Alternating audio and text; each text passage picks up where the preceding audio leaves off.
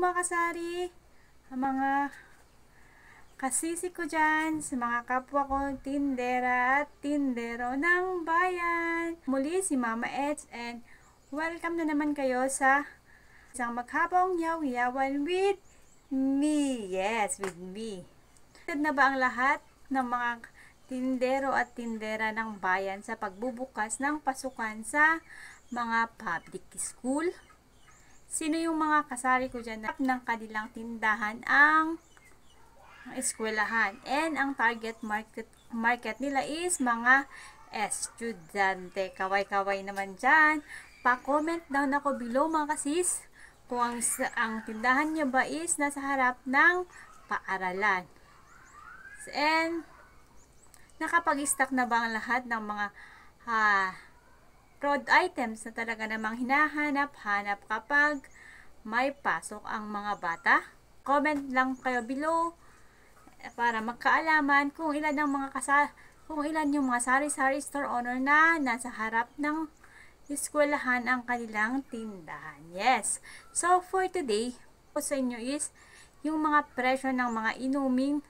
Update lang tayo sa mga presyo ng mga inumin na talaga namang mas bumebenta kapag may pasok yung mga bata. So, yun yung isa-isahin ko sa araw na ito.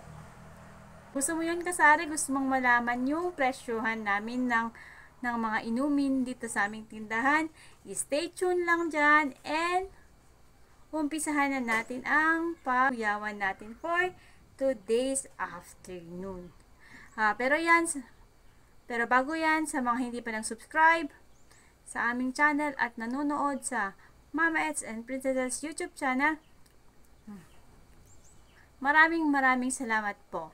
And sa mga hindi pa nag-subscribe, please subscribe and pakihit na rin yung notification bell para updated kayo sa mga latest ganap dito sa aming munting tindahan. So ito na nga yung mga kasari, yung mga inumin na talaga namang mabenta kapag may pasok yung mga bata. So ito na nga mga sisi ko, mga maushi, i-reveal ko na sa inyo yung presyohan namin ng mga inumin dito sa aming tindahan. So umpisahan natin dito. Yung si Yakult, one of the favorite ng mga chikiting dito sa aming tindahan. So ang bentahan namin ng bawat isa is 14 pesos. So, 14 pesos siya bawat isa. Then, next, isa rin sa mga gustong-gusto ng mga bata na pambaon is si Chucky. Yes, si Chucky. Sino nga ba namang bata ang ayaw ng Chucky? So, si Chucky, yung maliit namin is 16 pesos. And, itong malaki is 30 pesos. Then, aside from Chucky, gustong-gusto din na makidos natin si Dutch Milk. So, yung maliit namin is 15 and ito din is 30 pesos. Then, hindi lang sa mga anak shoes natin, meron din sa mga mommies na naghihintay, especially yung mga may ulcer. Yes, or may mataas yung acid nila sa tiyan. Ang gustong-gusto nila ito, yung mga may ulcer, ito yung binibili na mommies, si sterilized milk. So, ang ganito namin, ang sterilized milk namin is 35 pesos. Mga best-selling namin na inumin dito sa aming tindahan, may pasok man o wala, pero mas mabili kami kapag may pasok. Si Sting. So, si Sting namin is 25 pesos yung bentahan dito sa amin. And, andito na si Scarlett. So, hey, say hi, Scarlett. Hi! Oh, hi daw.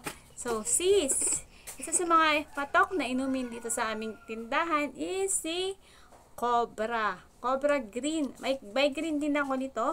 And may yellow. So, ang bentahan namin dito is 25 pesos. Mabenta siya, guys. Comment down kayo, ha, kapag itong mga Flineflex kong inumin is mabenta rin ba sa inyong mga lugar. Baba. Ito din, isa rin, mabili din to guys. So, ang mismo namin dito sa aming tindahan is 23 pesos. So, 23 pesos siya yung bentahan namin dito. Is si Mountain Dew. Ang Mountain Dew din namin is naka-plastic lang meron kami guys. So, ang Mountain Dew namin is 23 pesos din ang benta. Then, ito. Mabenta din ito. Yung Cobra Bottle namin is meron din ako nito green and yellow. Pero mas mabenta si yellow na Cobra. Ang Cobra Bottle namin mga sis is 20 pesos per bottle. Then, ito din. Ang 8 ounce Coke namin, mapa Royal, Coke, Sprite, basta't 8 ounce is, ang bentahan namin dito is 15 pesos. So, 15 pesos siya guys. Namin binibenta. So, next tayo mga sis.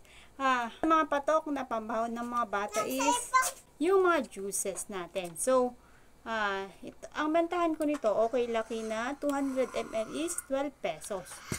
Then, sa malalaki, sa mga ganitong size, mga 250 ml is 14 pesos yung bentahan ko dito sa tindahan.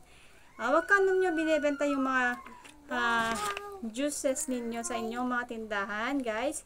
Pa-comment down ako below. Next, na mga patok na inumin dito sa aming tindahan is si 1.5.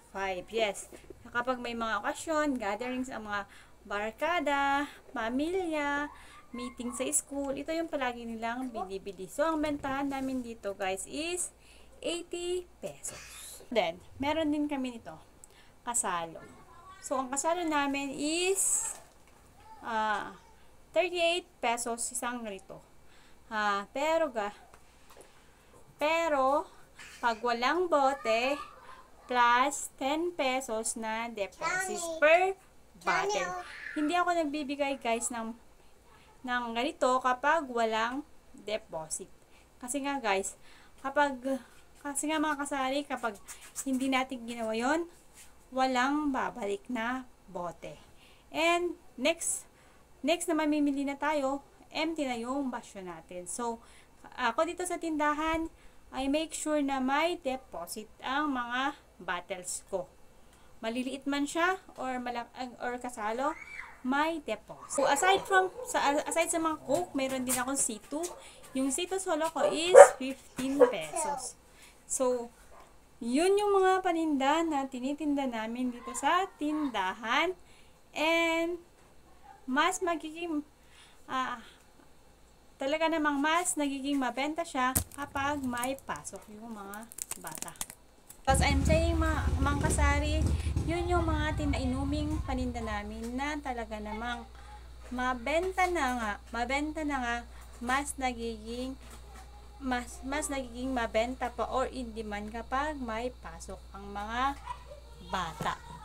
Kasi nga hindi lang sila yung bumibili, pati din yung mga parents na naghahatid ng kanilang mga anak sa school. So, na bumaba ako at talaga naman na naghamot ako ng mga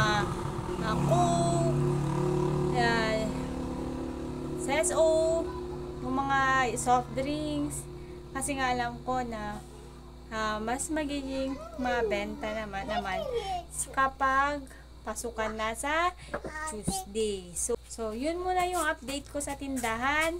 And sana nga kapag nag-umpisa yung pasukan, mas magiging maganda yung benta natin. So yun muna for today kasari. And sana is bumenta na nga tayo ng malaki-laki sa Tuesday pag umpisa na yung pasukan. Have a blessed day everyone. Stay safe and God bless.